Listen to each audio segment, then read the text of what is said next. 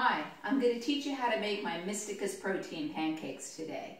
They're super high protein, low glycemic, and what's best about them is they taste better than any regular pancake I've ever had.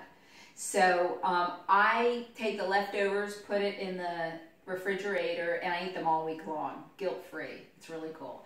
So I'm going to teach you how to make them today. First thing I do is get my nice pasture-raised eggs. Yes, they're more expensive, but no chicken suffered for these eggs.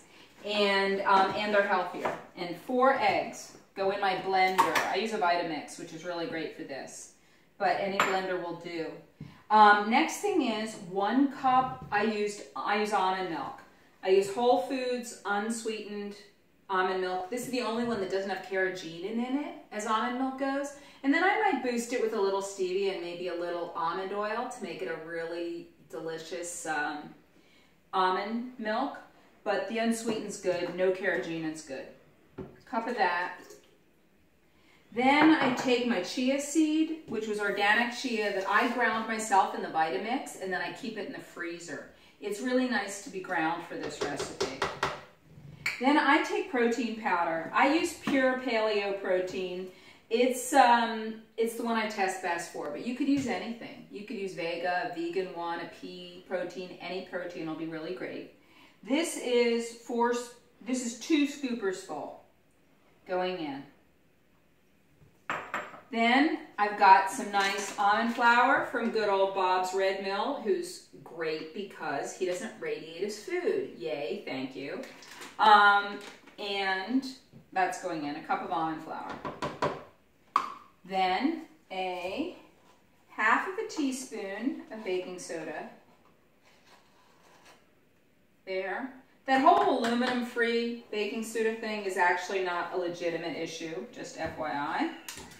Then I'm putting 2 tablespoons of ghee in. This is super soft, so I can just pour it in. You could either use ghee for this, or you could use coconut oil, or you could use butter, but you would melt it first. But this was melted earlier, so it's super, super soft, so I'm just putting it in like this. It'll blend up fine. Yum. Love ghee. That ghee, you know, when you make ghee, it takes all the dairy out of it. Okay, next, cinnamon. You'd put about a tablespoon in, but I am like a fiend for cinnamon, so I put a whole lot in. And when you get cinnamon, it's really good to get one from Vietnam. This is Saigon cinnamon. It's the best. So great. Then I'm going to put a tablespoon of vanilla in, pre-measured. And here's my sweet leaf English toffee stevia, which I could not live without. It makes everything smell like butterscotch. And I'm going to put 2 squirters in. 1 or 2 squirters. If you don't like the flavor of stevia, it'll still be fairly well masked in this recipe. I don't even think you'll taste it. doTERRA orange oil. This stuff's amazing as well. I put 8 drops in. 1, 2, 3, 4, 5, 6, 7, 8. That's the secret recipe, secret ingredient right there. And the lid on my blender, and we're going to blend in the Vitamix. Here I am with the spatula, blending my pancake batter, getting all the extra stuff off the side. The texture, to see how it feels. I like it. It's going to set up a little bit from that chia being in there. And give the baking soda a moment to let it rise a little bit. So we'll let that sit while we heat up our pan on a little bit less than high. And this is a ceramic pan, but that's not the best choice for pans. It's better than a Teflon pan, but better not to have any coatings at all. Basically, I feel like cast iron is probably your best bet, and you just have to learn how to treat them well, to not use soap on them and keep them well oiled and season them periodically. That's a better choice for pans, or glass for baking. Teflon, not good. Okay, so this is warming, and I am gonna put, let's see, I'm gonna put some coconut oil in my pan. Coconut oil's got a pretty good heating temperature. It can go to higher temperatures than many other oils without burning.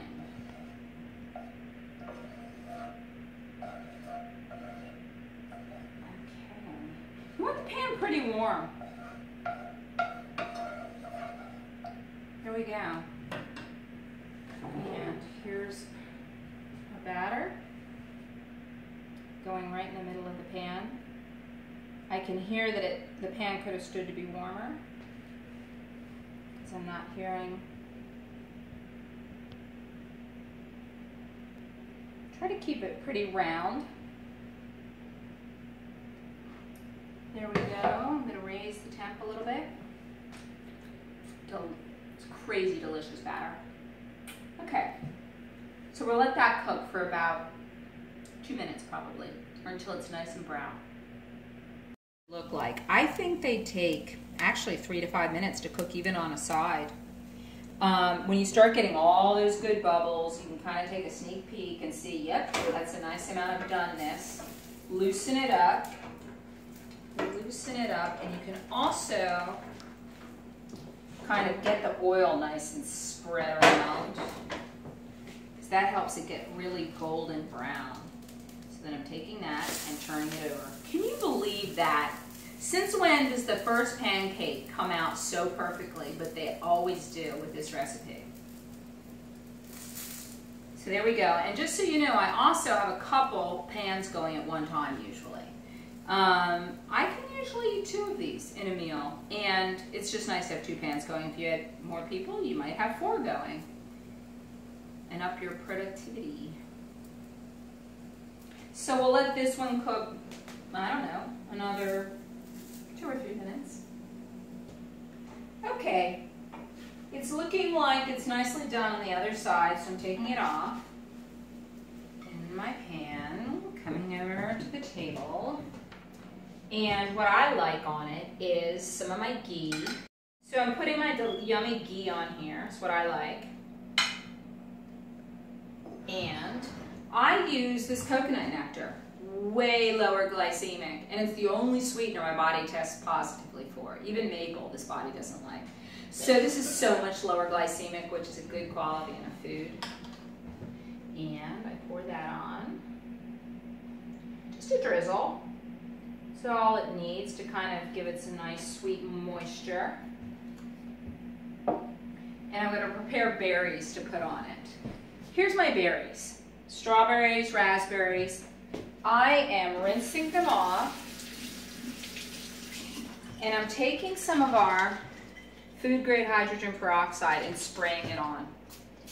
I'm less concerned about dirt, and I'm more concerned about the fact that the people who pick them rarely get to wash their hands. So that's my thought on that.